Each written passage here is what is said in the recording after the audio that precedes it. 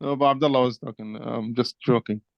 Okay, Dr. Suhail, we always talk about in masjid about birr al-walidain.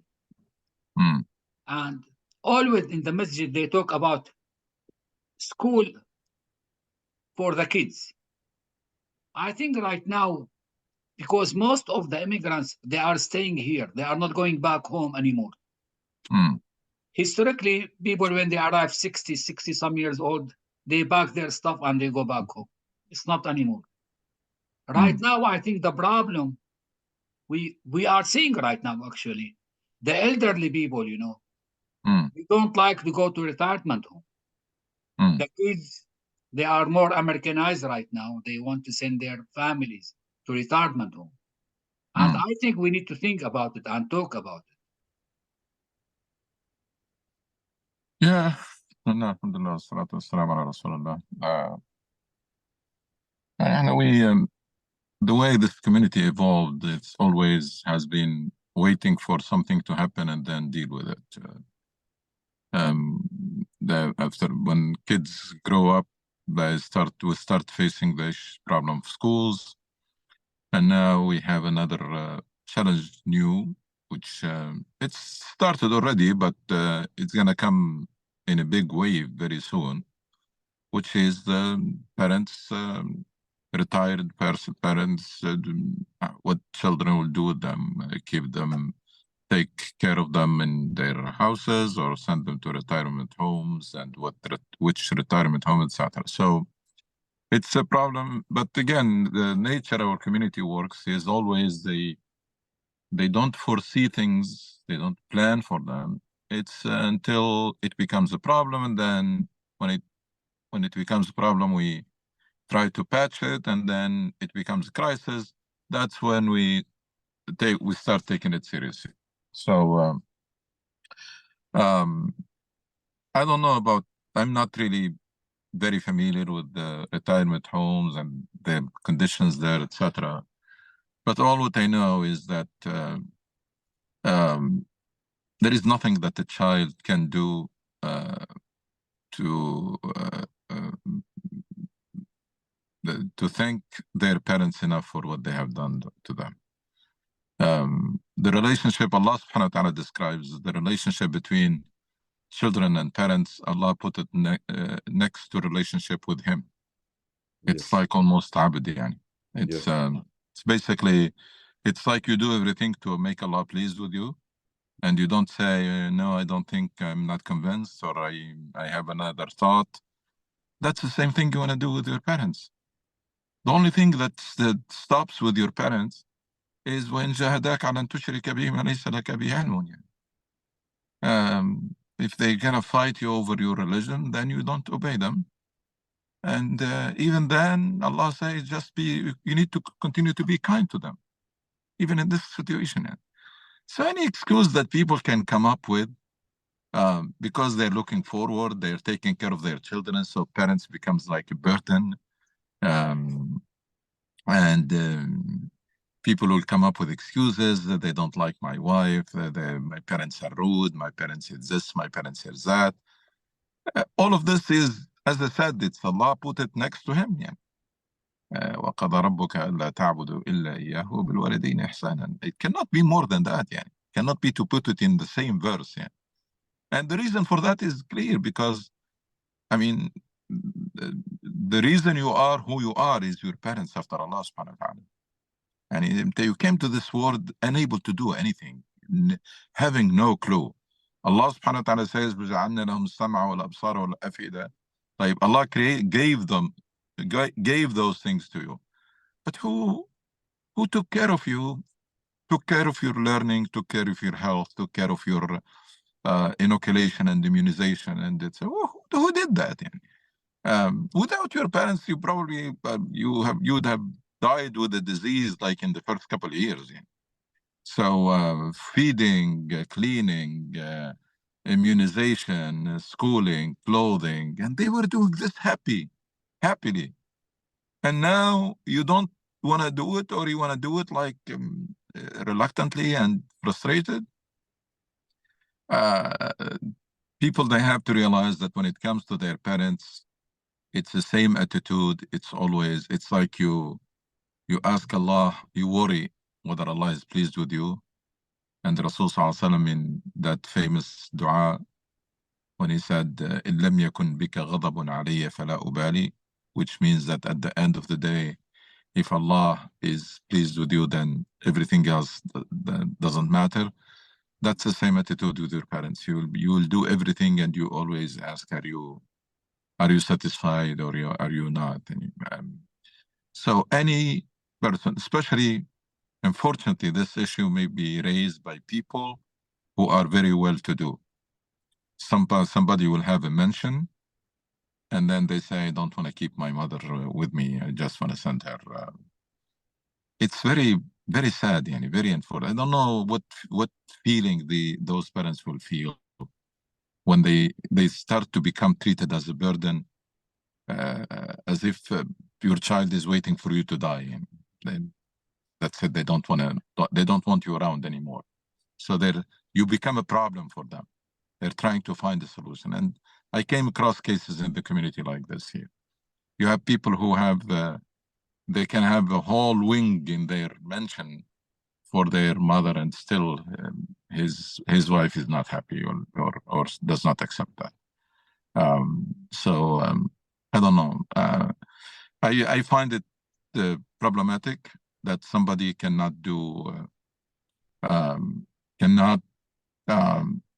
basically stand their ground when it comes to parents, because with all my due respect, the spousal relationship, it's very sacred, but at the end of the day, it's optional. It's not mandatory. I mean, you don't have, I mean, there is a way out if things do not work, but there is no way out of the relationship with your parents. So should not be put even on the same scale, because on one hand, you are returning debt, you are paying back your parents, and that's a relationship that is not optional. You need to do your best to preserve your marriage and your family and keep it harmonious, etc. But if one spouse become unreasonable in their demands, then the other should stand their ground. I mean, parents are parents, and they're gonna have to be treated very respectfully, very kindly, if you are a true believer. And I don't see this sending people to nursing home or retirement home, or whatever, is the best option, especially for those who live in a facility that allows to accommodate their parents.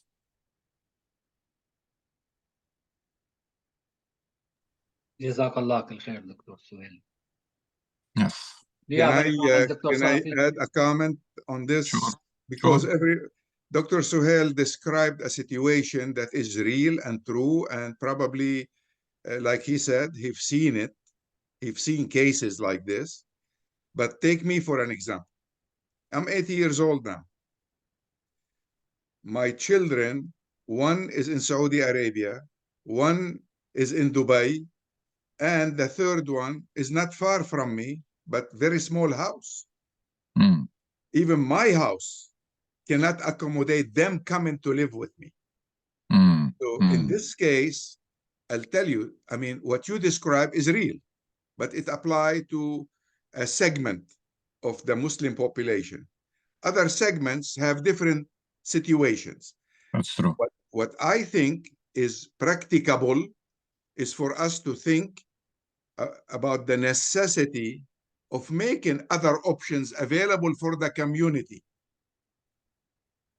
And another option would be to try to establish a place where people that are old, that cannot take care of themselves at this time, can move and find other Muslims around them taking care of them and treating them with respect.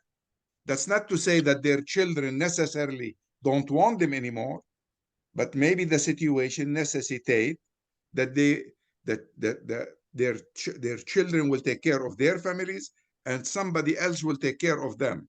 and maybe the children will pay for the stay or something. I don't know, but it's necessary to consider other options.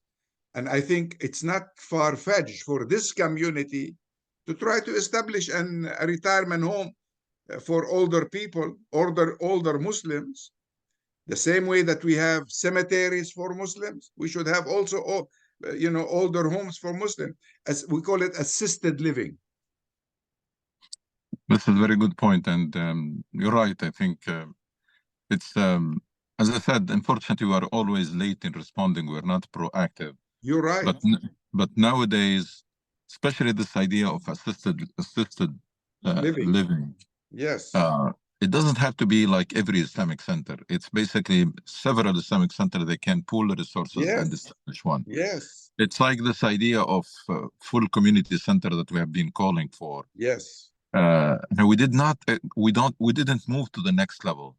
After the Islamic center, there was another level that we didn't move into, which is a full-blown community center, full functional community center with all the sports facilities, the recreational, the social. Like a country club. Yeah, a place that you can drive anytime by yourself or with your family. Yes. All your family, and you know that everybody will find something to do. And by your the way, friends, and your friends, and maybe your friends. receive friends over there also. Yeah, and that you don't want them to come to the house. Yeah. And I mentioned this. I did a study on the Jewish Community Center. By the way, there is a Jewish Community Center in every city. Yes. Not even big city. In every even small. In big cities, there are several of them. Yes. And they did study like, I don't know, 25 years ago or whatever, 20 years ago. And they found, subhanAllah, the whole idea behind Jewish Community Center is that a place where the whole family can go and everybody can find something interesting to do and go back home satisfied. There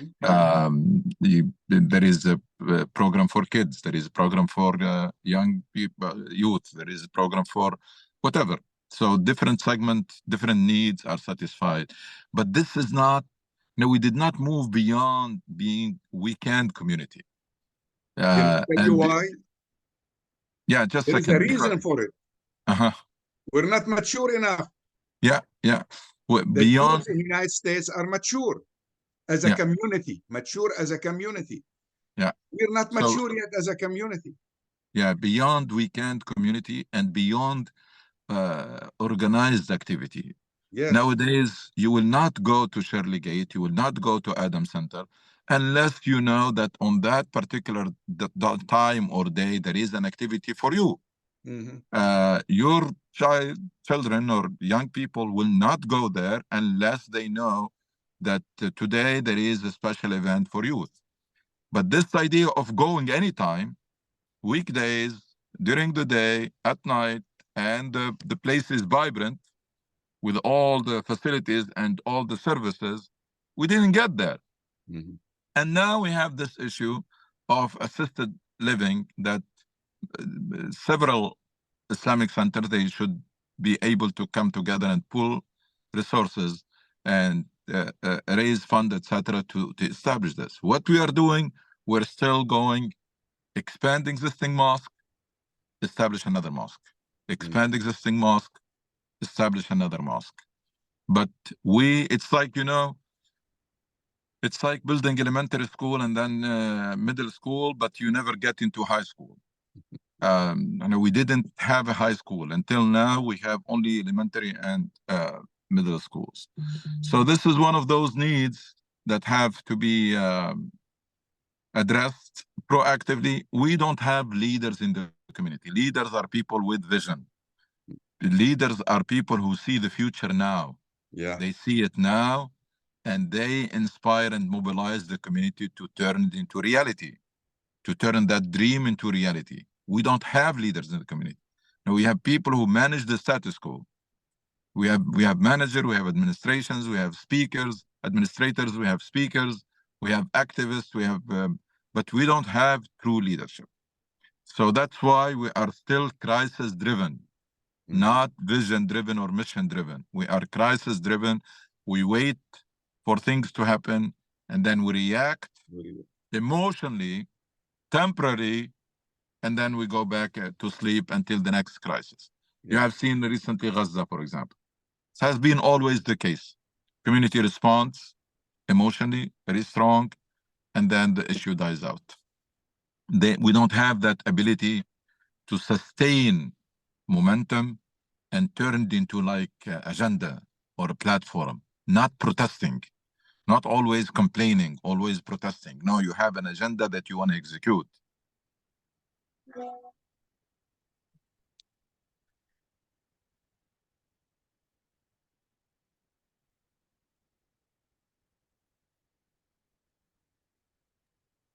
Go ahead, Muhammad or Amina or Firas Yes, or Yusuf. yeah, I actually wanted to add something related to this in a way or another, which is I believe during this Ramadan, I was listening to the Quran, I mean, in the Taraweeh or any time in the Salah.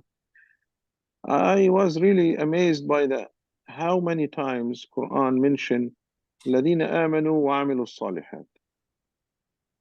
A lot. I mean, almost every surah it has الذين آمنوا وعملوا الصالحات. And the big surahs, it has a lot, several times. Allah made like the priority in His priority in Allah subhanahu wa ta'ala eye or measurement is Iman and Amal Salih, the good deeds. But in our community, I mean, related to what Dr. Safi said, it's not mature. I don't think we look at Amal Salih as a priority or the highest thing we can do. It looks like we look at from the dua, from what we do, from the activities in the community. They look at memorizing the Quran. How many Huffaz we have, how many people memorize the Quran is the highest thing we can do. And maybe how many masjid we have and how many people attend the Salah. But we don't look at Amal Salih. And Amal Salih is a thing like a core thing. It can be behind a lot of stuff. I mean, if you want to do Amal Salih, you look at the community and what's the needs, what's the vision, what's the future, how you have a vibrant community that affects. I mean, this community should not be just a community that lives and have a normal life. We have a mission, which is calling for others. I mean, by example, if we do the mission Muslim Tazkiyah and Islah, this will make a lot of changes in our life and others, and it will be like a model for Islam. That's just my comment related to the discussion. Now we have a serious problem with something called performance indicators. First of all, this idea of evaluation, we don't do it. Taqeem. We don't do it. We always call everything success. Anything we do, we call it success. And if there is a failure, we're very good at justifying it. So, and why we don't do evaluation or taqeem? Number one, because there was no plan to begin with. Our assessment is based on, like in teaching, assessment is based on rubric. Yes. There is no rubric. There are no learning outcomes. So there is no plan. And then there is no assessment. And then there is no accountability. And therefore there is no lessons learned. And there are no change of leadership. That's a vicious cycle. Most Islamic parties and Muslim communities here and everywhere, and countries are going through. It's a vicious cycle. No plans, no assessment, no accountability, no change of leadership, and no lessons learned. So that's why we are probably the only ones on earth who repeats the same mistake the same way. And sometimes we expect different results. So that has to change. I mean, we have to have clear, because if you don't have a plan, there are no performance indicators. Yes. And then you can call anything success. You start measuring things with with factors strange. We are very successful. Why? The mosque is full. Like, is this the goal? I mean, I remember traveling across the country and meeting with people and asking them a lot of time for like presentation about what's going on in the city, etc. And they tell you, for example, our Islamic school is very successful. And they say, wait a minute, based on what? Say, oh, we used to have a small building rental, and now we have our own building. Alhamdulillah, shukran. That's it? That's a success? No. We also used to have a deficit, and now we have a surplus. That's it? And then, no. We used to have a small number of students, and now we have waiting list. And when they say to waiting list, I say probably because you are the only Islamic school in town. That's why I have waiting list. The people don't have choices yet. And then I tell them, you know what? Did you build the Islamic school and put all that investment so that you have a nice building? Was this the goal so that we call it success? Did you do it so that you have a surplus, budget surplus?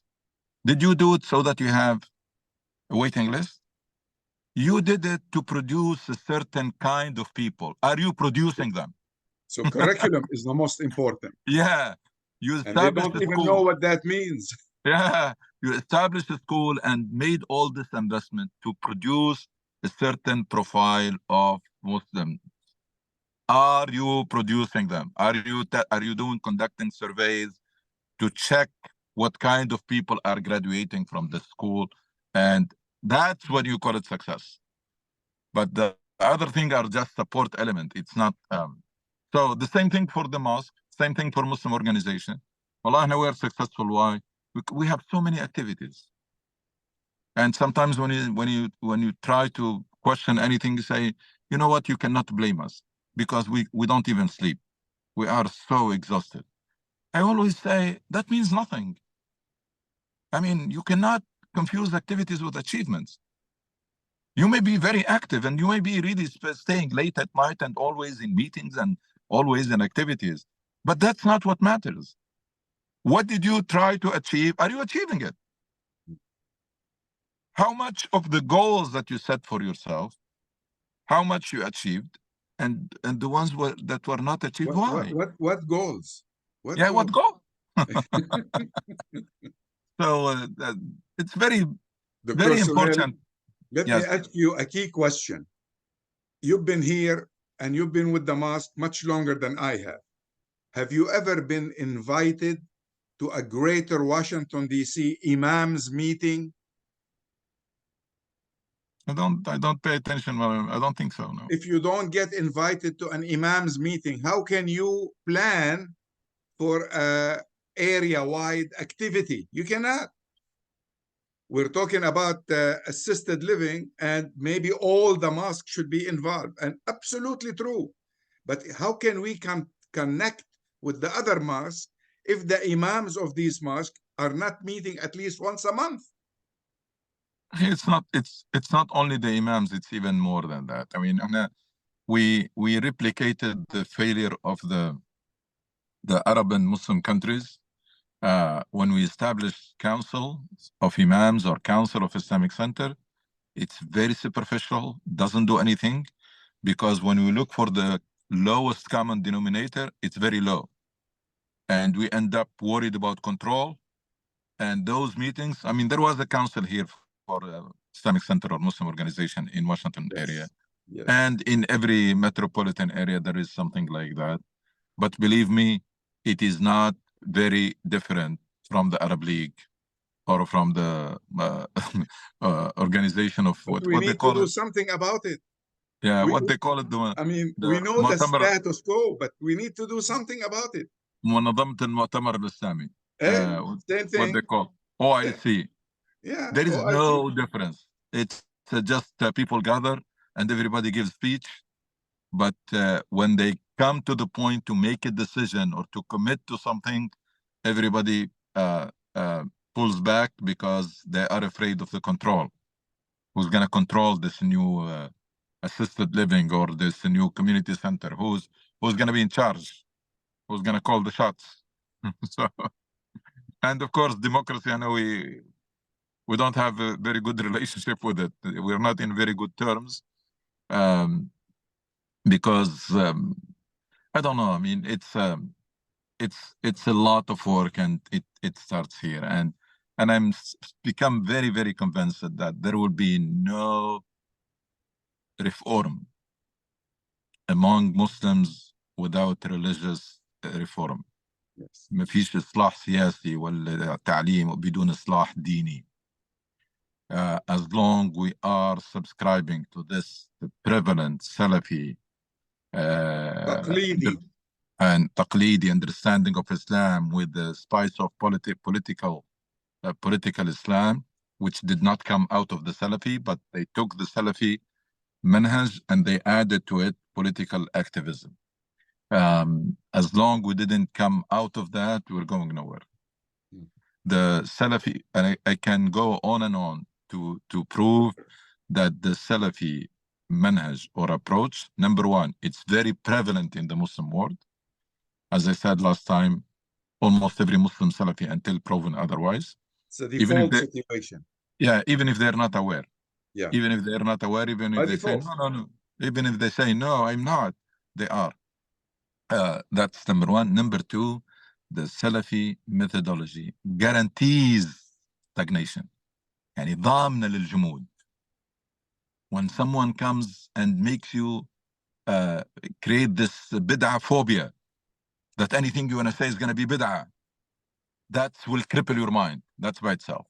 When someone comes and say, Salaf, Salih, are you going to discuss Salaf, Salih? That's it. That's freezing minds. So it is a methodology that guarantees stagnation of freezing minds and stagnation of communities and populations. So I take it you don't agree with the hadith that خير القرون قرني ثم الذي يليه ثم الذي يليه. And I have an issue with any hadith that contradicts an ayah, a verse, or solid principles of Islam. Yes. And they have an issue with any hadith, authenticity or at least application, if it does not achieve maqasid din. When you tell me that khairul quruni qarni, etc., where you're leading? You're leading us to freeze our minds. That's not the purpose of Islam. That Exactly. runs against the purpose of Islam. Yes. Exactly. Purpose of Islam is to use our minds, to reflect, to contemplate. Yes. أفلا يتدبرون أفلا يتفكرون في خلق السماوات لا يعقلون, etc. So, do you tell me أمرت أن أقاتل الناس حتى أشهد أن لا إله إلا الله? I have a verse that says لا إكراه في الدين. Yes. How can I reconcile those? You try to reconcile them your way. It's up to you. You want to make the ayah mansukh. You want to come up with an interpretation of the verse, twisted interpretation to fit the hadith. It's up to you. That's your choice. I'm not going to do that. I'm not going to do that. Especially I'm someone who read the Bukhari work, and I have seen that, again, that doesn't take anything away from the good intention and from the hard work of scrutinizing the hadith, but it was a human effort, and by no means it's perfect. And aib and haram to say that Bukhari is the second authentic book after Quran, and you put them in the same category, just one is number one and the other is number two. Aib, haram, it's inappropriate. Doesn't fit. Yeah, it doesn't fit. And subhanallah, you find a hadith that he has a methodology. He focused on sanad. That's it. He did not pay attention to the matan. No one compare the matan to the Quran. No one. Yeah. We don't and know you find, what hadith contradict the Quran, what hadith doesn't. Wallahi, ikhwana, in the same page in Bukhari, hadith will tell you that the Prophet sallallahu alaihi wasallam never prayed sunnah after Asr. The hadith after that will say the Prophet never missed sunnah after Asr. And then hadith will tell you the Prophet prays witr after Isha. The other hadith next to it said he will always pray witr before Fajr. Why? How? Yani? And this is in a simple matters. Yani. Yes, Maybe he did both. That's Yeah. all. Yani. exactly. Dr. Suhail, do you know that a committee was formed in Turkey some time ago, and they already took away all the ahadith that you and I criticize, but they didn't dare publish their findings or their new collection of hadith other in Turkish, because the Arabs were opposed to it Of and course. told them not to do it. Yeah. But those Yeah. ahadith exist. You can go to Google and get them out. And it will be very easy to translate them into English or to Arabic. But you know, Yeah. somebody need to volunteer to do this. I mean, they're Yeah. there. They're published online. Yeah. طيب أنت يعني the two hadith that we mentioned already. These Yes. are hadith that are framing the minds of Muslims nowadays. Absolutely. One is to make you accept that you are not in a position to make ijtihad at all, because compared to the Salaf, because they are better than you. Yes. And because things were deteriorating from one century to another. And nowadays, after 15 centuries, of course, the existing Muslim generation is terrible. I mean, if every century is worse, now we are way downstream, yani. Way. So if you accept that hadith face value, you don't go and look for the context, what the Rasul ﷺ meant, first of all, authenticity. And second, what he meant with it, in what context. And then the hadith of Umirtu an uqatil an-nas, that I was commanded to fight people until they say ashhadu an la ilaha illallah. Believe me, the vast majority of Muslims, they have that in mind. The vast majority of Muslims, they don't see anything wrong with what those Islamic groups are doing in the name of Islam. Maybe will tell you that it's not the time. We're still weak. But a large fraction of Muslims, they think that when we are strong, we should go out and ghazu and take sabaya and etc. If we're not doing it now, we need to keep quiet because we're weak. That's something that almost every Muslim accepts, with very few who just used their mind and liberated themselves from this nonsense. Actually, to comment on this one, actually, if you read the definition of jihad, most of the madhahib fiqhiyya, they have mubada'at. You start the war with people without, they did not do anything to you. They have always mubada'at al-kuffar. Just because they are kuffar, you go and start fighting with them. And if you have half of their force, it's like obligated. You cannot wait. You have to start. Read that. I mean, I have been reading this for 20 years. This is it's a culture. Some of the very influential quote-unquote scholars, I read what they wrote. It's really alarming. They say, who said Islam was spread with peace? No, that's not true. And these are people who, like Saudi sheikhs, etc., who's very, very popular across the Muslim world. Yeah. And alhamdulillah, I mean, alhamdulillah, there are some voices that were able to speak at the end in the face of this intimidation, because it's not easy. Like Dr. Safi said about the Turkish initiative, it was not easy. I'm sure Dr. Qardawi, he believed in this for a long time, but he was not able to, or he did not dare to say it only in later years, when he said that there was never Rasul involved in offensive war. Never. I'm ever. sure. I'm sure it did not come to his mind, to him, that moment. But I really think that it was in his mind, but the wave is so strong. Yes. But he finally came out and say in his book, Jihad fil Islam, he said that the Prophet was never involved in attacking people just like that, or offensive war. There is no such thing. But also, if he said it, I mean, just assume that's correct. In the Quran, when the Quran al-Karim mentioned الذين قال لهم الناس إن الناس قد جمعوا لكم فاخشوهم. In this verse, nas doesn't mean everybody. إن الناس قد جمعوا لكم, I think it referred to one person. So, I mean, taking it and making it, oh, fight everybody, that contradicts, of course, the Quran and the great purposes of the Quran. But on the other hand, there is another person, he has a PhD in Hadith, his work in Hadith, and he actually is very active on Facebook. I read his post almost every day. His name is Ammar al-Hariri, and he's calling for this new methodology of, look at Hadith. And of course, there's a lot of people attacking him and calling him lots of names. And as a matter of fact, he has a Zoom meeting today at 1 o'clock. I don't think I will be able to join, but he's really active, and he has, I think, a class a few months ago at Maqasid Institute. So there is work, but still, I mean, needs more efforts. What change is the needed, narrative. I mean, this kind of work is great, but it will not do the job.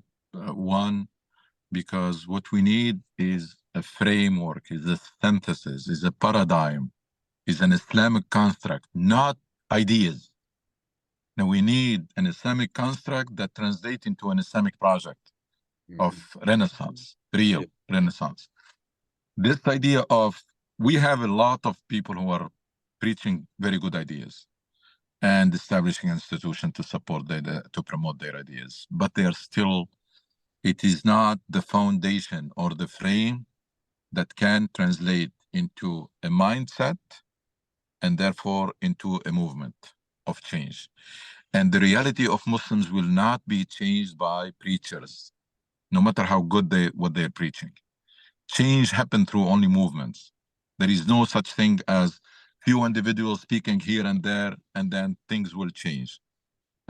We have seen waves of new preachers who do better job or good job, but at the end of the day, there is no lasting impact or lasting effect. It's a transition, temporary thing.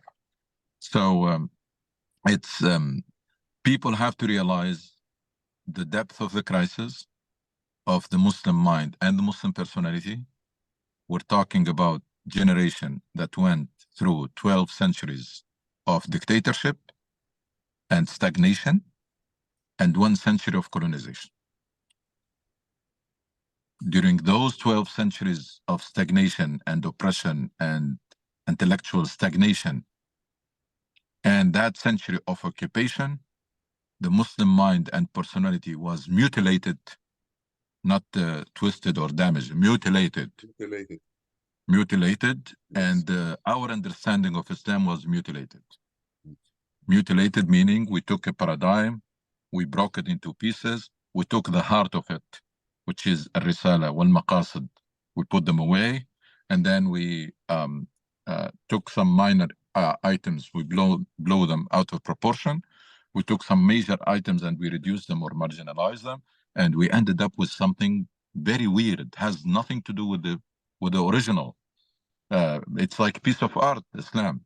You break it and then you try to collect bits and pieces. You will never reconstruct that original art. So there is nothing short of accepting that sad reality. It's not easy to accept it. And start the journey of rediscovering the original lost religion.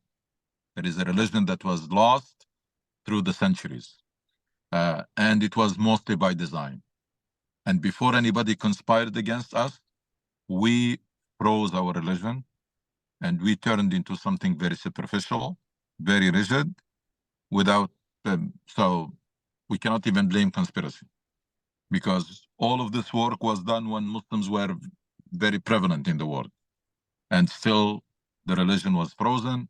The ijtihad, there is hardly any ijtihad throughout the history of Muslims. And unfortunately, when they do ijtihad, they do it in the wrong place. They do it in fiqh al-ibadat, fiqh al-tahara, fiqh al-wudu, fiqh, the things that do not need ijtihad. They're well established and they're constant. They don't change with time. I never give up hope, but I will never be willing to consider illusions or to go after daydreaming. Putting our heads in the sand and we say, no, our problem is can be fixed with some. No, it's not. It's a very deep, very severe, very compounded, very comprehensive, and nothing short of that. And they said it last time. Nobody is calling to destroy anything. Islam never is a destructive force. Whatever going on in our community is good and need to continue. In parallel, something else has to start. It's not like to tell people, because when you say this, people say, are you calling for us to... No, don't stop anything, please. Continue with the Islamic Center with existing activity and services that you are providing because they are badly needed and they cannot wait. We're talking about people in parallel to this, charting a new course that will break this deadlock, because we are in a deadlock. Now we're fooling ourselves with what they call lateral expansion. Now we're happy with having more mosques, and the mosques are more full and more organization and more activity, etc. But that's not growth. Because going back to performance indicators, the performance indicators in Islam are very clear. If your mission is tazkiyah and islah and has those maqasid, then the performance indicators for the individual and for the community should be based on that. Number one, for you as an individual, how are you doing today compared to yesterday? Are you in ascending path? Improvement? Are you closing the gap between your situation and your potential? Are you leveraging the potential, all the potential that Allah has given you? That's one. Second, what's your impact? What difference you made in the lives of others, in the lives of people, whether it is nasiha, whether it is awareness, whether it is education, whether it is service, whether it is help, whatever it is. What difference are you making in the lives of others? You go to the community, it's the same thing. Muslim community, how close you are to be a model community, to be a role model. And what is your impact on the society in which you are established? What's your impact on the city and the county in which you're living? What difference you made? What difference people felt between their situation before a Muslim community was established or an Islamic center and after? What difference the neighbors felt? What difference the city felt? People in the city felt that these are a blessing. These are real rahmah. When they were established, a number of things improved and solved, and sometimes it's the other way around. Yeah.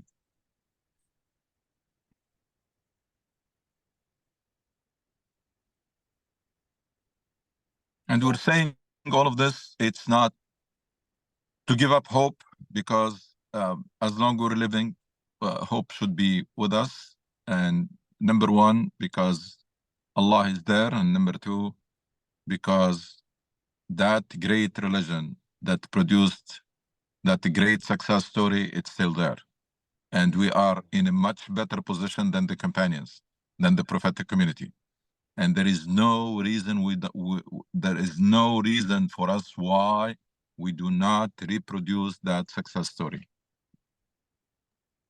Well, the model, the problem, I felt it when you talk to people about a good Islamic model or a good Muslim.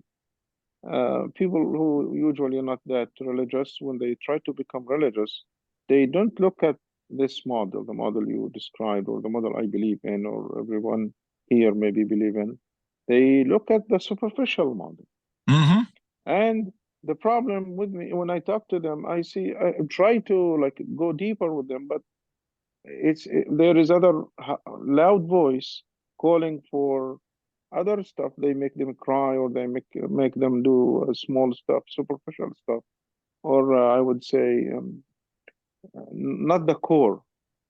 of the maqasid or the Islah in Islam. They call for the superficial, the surface stuff, Yeah, and they yeah. consider that the Islam. Yeah. I mean, it's really sometimes I feel hopeless, but as you Yeah. said, we should not lose hope. But that's the thing. I mean, we keep trying, but I mean, there is no response. The response Yeah. is very minor. Yeah, and again, speaking about performance indicators, if you, in the mind of every Muslim, what is the profile of a good taqi? What's the profile? Long beard. It's number one. Thobe. Yeah, number two, amama. Amama. I mean, appearances, that's number one. Then rituals, the one who goes to the mosque more, the one who prays more, the one who fasts more, etc. Rituals. So number one, appearances. That's weighs very heavy. Number two, rituals. And number three, rigidity. Mhm. The more rigid, Rigid. that's mashallah, taqi. Oh. And number four, isolation. The more isolated, you are better Muslim. You don't even interact with people. Stay away from dunya. Stay away. And they run against. So some of them are superficial. The appearances very superficial. The rituals very superficial. Umar ibn Khattab, he found someone praises another person. He said, "Did you travel with him? Did you deal with him with money? Maybe you saw him praying. That's all." And Umar ibn Khattab is telling that's not an indicator. So appearances very superficial, rituals very superficial. But this rigidity and isolation, it's against the teaching of Islam. It is not true that the more rigid you are, the better Muslim you are. Until now, majority of people, if there is someone who goes to masjid and home and maybe work and halal store and doesn't go anywhere else, does not interact, that's really the profile of a great Muslim, very pious. Yeah. That's not true. This is a person who has abandoned his mission. Because his mission requires no effect on life. Yeah, his mission requires that they interact with the society, they reach out, they interact with people, and they engage civically. Otherwise, they cannot achieve it. Dr. Suhail, I understood from what you are saying whole last 10 years or so. The only way right now for Muslim to do individual changes, everyone in his own circle, and we cannot do more than that right now. I mean, my understanding was always that collective work is built on individual work.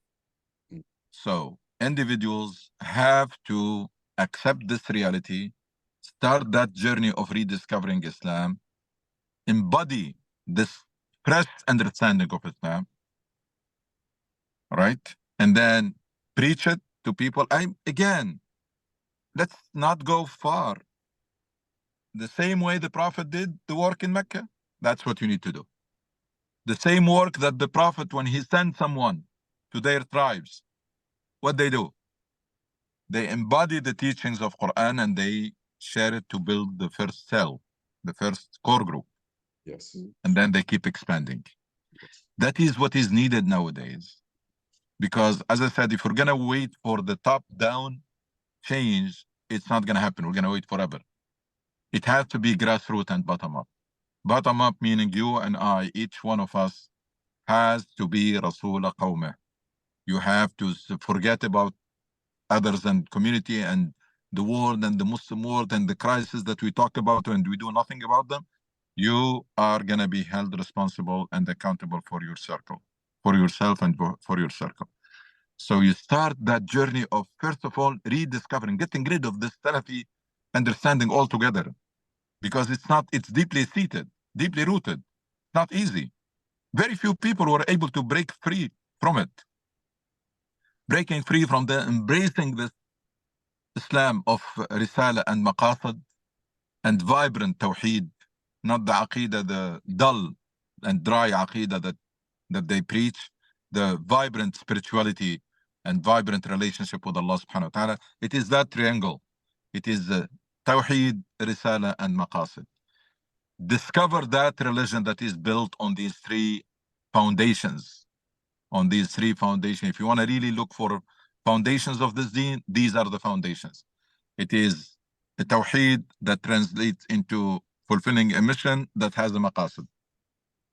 And you do that fi sabilillah. So it starts from Tawheed and ends for pursuing Ridwanullah. But in between, there is a mission and there are maqasid. You take the mission and maqasid from Islam, there is nothing left. There's nothing left. You're going to end up with some rituals and some fiqh, sporadic here and there, and we have seen it. Yes. That version of Islam was embraced in the last few decades by tens or hundreds of millions. And nothing has changed in the Muslim world. Do you need more proof that it is the defective version? Something that was embraced by very large numbers of And people. produce zero. And no change, no change. Took us backward rather than forward. Yeah. Dr. Suhail, can I get you interested in, instead of using Tawheed, using Wahdaniyya? Yeah. Because Tawheed is unification. Yeah. We're not unifying parts. That's We're true. talking about Ahad. Wahdaniyya, صحيح. Wahdaniyya. That's true. Yeah. Inshallah. Inshallah. Jazakallah khair, Dr. Suhail. Interesting. Guys, do we need to meet next Sunday? Or for that's the fine. عام وأنتم بخير. Next كل عام Sunday وأنتم probably should be off. Off. No. Okay, we'll got next Sunday off, and inshallah we meet in the 21st of April. at noon. إن شاء Inshallah. الله إن شاء الله كل جزاكم عام وأنتم الله بخير كل جزاكم خير. الله خير كل عام وأنتم بخير.